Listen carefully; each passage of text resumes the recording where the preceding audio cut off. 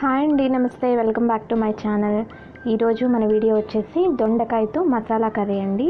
ఈ కర్రీ చాలా టేస్టీగా ఉంటుంది, అలాగే హెల్దీ కూడా. ఇలా కనుక ఒక్కసారి చేసుకున్నారు అంటే చాలా బాగుంటుంది. మళ్ళీ మళ్ళీ ఇలాగే తినాలి అనిపిస్తుంది అనమాట, అంత టేస్టీగా ఉంటుంది ఈ కూర. సో వీడియో అనేది లేట్ చేయకుండా స్టార్ట్ చేసేద్దాం. ఫస్ట్ ఒక చిన్న బౌల్ తీసుకొని అందులో ఆయిల్ వేయకుండా పల్లీలు అనేవి వేపించుకోవాలండి. మరీ ఎక్కువగా కాదు, 1 or 2 టీ స్పూన్స్ అంతే. చూస్తున్నారు కదా, ఈ విధంగా పల్లీలు అనేవి 3/4 వరకు ఫ్రై అయిన తర్వాత 1 టీ స్పూన్ నుంచి 2 టీ స్పూన్ల వరకు కూడా మనం నువ్వులు అనేవి యాడ్ చేసుకుని జస్ట్ అలా 1 or 2 సెకండ్స్ మాత్రమే ఫ్రై చేయాలండి.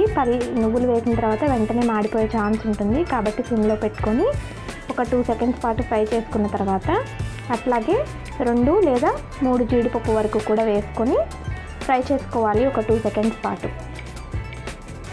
ఇప్పుడు దీన్ని పక్కన పెట్టుకొని గ్రైండ్ చేసుకోవాలండి. కొంచెం వాటర్ యాడ్ చేసుకొని పేస్ట్ లాగా ప్రిపేర్ చేసుకోవాలి. చూస్తున్నారు కదా, ఇక్కడ దొండకాయలు అనేవి నేను హాఫ్కి కట్ చేసి మళ్ళీ 4గా కట్ చేసుకున్నాను అనమాట. సేమ్ గుత్తొంకాయ టైప్లో అనమాట. ఈ విధంగా కట్ చేసుకున్న తర్వాత ఆయిల్ కొంచెం ఎక్కువగానే వేసుకోవాలండి ఈ కర్రీకి. ఈ విధంగా కొంచెం ఆయిల్ వేసుకున్న తర్వాత ఈ ముక్కలు అనేవి మొత్తం కూడా ఫ్రై చేసుకోవాలి. ఇలా ముందు ఫ్రై చేసుకోవడం వల్ల ఏమవుతుందంటే కూర అనేది పచ్చివాసన రాకుండాను అటు ముక్కలు కూడా బాగా మగ్గిపోయి మనకి తినడానికి చాలా టేస్టీగా అనిపిస్తుంది. ఈ విధంగా ఫ్రై అయిన ముక్కలన్నీ కూడా వేరొక ప్లేట్లోకి తీసుకోవాలి.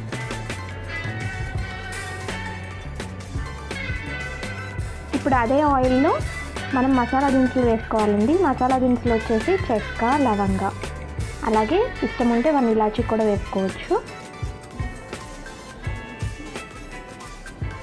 ఈ విధంగా అవి ఫ్రై అయిన తర్వాత అట్లాగే ఇక్కడ ఆనియన్స్ అనేవి బాగా చిన్న పీసెస్గా కట్ చేసుకొని వేసుకోవాలి. ఆనియన్స్ అండ్ పచ్చిమిర్చి కూడా ఇలా ఫ్రై చేసుకోవడానికి చిన్న చిన్న పీసెస్గా కట్ చేసుకుంటే బాగుంటాయి అన్నమాట. ఈ విధంగా ఫ్రై చేసుకోవాలి. అట్లాగే కొంచెం పసుపు,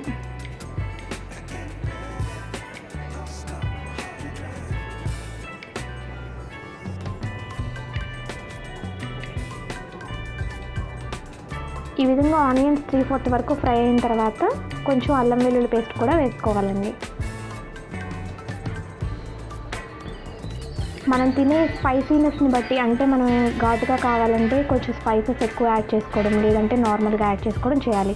చూస్తున్నారు కదా, ఇందాక నార్మల్గా పల్లీలు అవి వేయించుకున్నాం కదా, వాటిని ఆయిల్ లేకుండా ఈ విధంగా మిక్సర్లో వేసుకొని కొంచెం వాటర్ యాడ్ చేసుకొని మనం పేస్ట్ లాగా ప్రిపేర్ చేసుకోవాలి.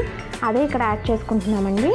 ఈ పేస్ట్ మొత్తం కూడా వేసిన తర్వాత ఇదంతా కంప్లీట్గా ఆనియన్స్ అలాగే అల్లం వెల్లుల్లి పేస్ట్ కూడా బాగా ఫ్రై అయిన తర్వాత మాత్రమే ఈ పేస్ట్ అనేది వేయాలి. ఈ పేస్ట్ అనేది కూడా వేసిన తర్వాత బాగా ఆయిల్ అంతా సెపరేట్ అయ్యే వరకు కూడా ఫ్రై చేసుకోవాల్సి ఉంటుంది. సిమ్లో పెట్టుకొని చేసుకోవాలండి ప్రాసెస్ అనేది. సిమ్ నుంచి మీడియం మధ్యలో పెట్టుకుంటే బాగా కుక్ అవుతుంది, లేదంటే కనుక మాడిపోయే ఛాన్స్ ఉంటుంది. చూస్తున్నారు కదా, ఈ విధంగా ఆయిల్ అనేది ఆ పేస్ట్ నుంచి సెపరేట్ అయిన తర్వాత మాత్రమే మనం ఇక్కడ సాల్ట్ అలాగే కారం ఈ 2 కూడా వేసుకున్న తర్వాత ఒక 2 మినిట్స్ పాటు ఫ్రై చేసుకోవాలి.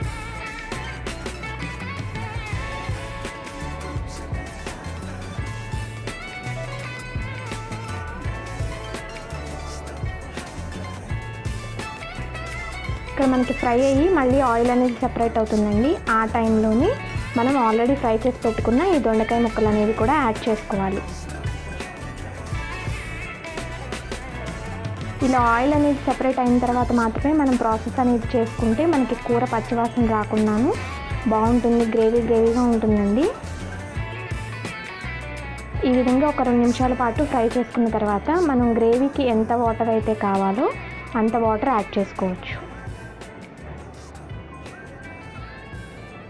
నేను ఇక్కడ 2 టీ గ్లాసెస్ వరకు కూడా వాటర్ యాడ్ చేశానండి. ఈ విధంగా మనకి ఎంత థిక్నెస్ కావాలో చూసుకొని వాటర్ అనేది యాడ్ చేసుకుంటే, అంటే మీ ఇష్టం, కొంచెం పల్చగా తినొచ్చు, లేదంటే కొంచెం తిక్కగా తినొచ్చు, ఎవరికి ఎలా కావాలంటే దాన్ని బట్టి వాటర్ అనేది యాడ్ చేసుకుంటే సరిపోతుంది.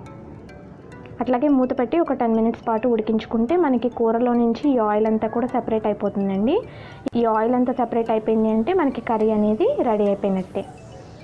చూస్తున్నారు కదా, ఇక్కడ మనకి ఎంత చక్కగా కనిపిస్తుందో ఈ కర్రీ అనేది. ఇది రోటీ, చపాతీ అలాగే పూరీలో కూడా చాలా బాగుంటుందండి. రైస్లోకి అయితే ద బెస్ట్ అనమాట. అట్లాగే ఇక్కడ కొంచెం గరం మసాలా పౌడర్ కూడా యాడ్ చేసుకొని మరొక 2 నిమిషాల పాటు ఫ్రై చేసుకుంటే మనకి కర్రీ అనేది రెడీ అయిపోతుంది. సో ఫ్రెండ్స్, ఇది ఇవాళ మన వీడియో. ఈ వీడియో కనుక మీకు నచ్చితే ప్లీజ్ లైక్ చేసి మీ ఫ్యామిలీ మెంబర్స్తో షేర్ చేసుకొని సబ్స్క్రైబ్ చేసుకోండి.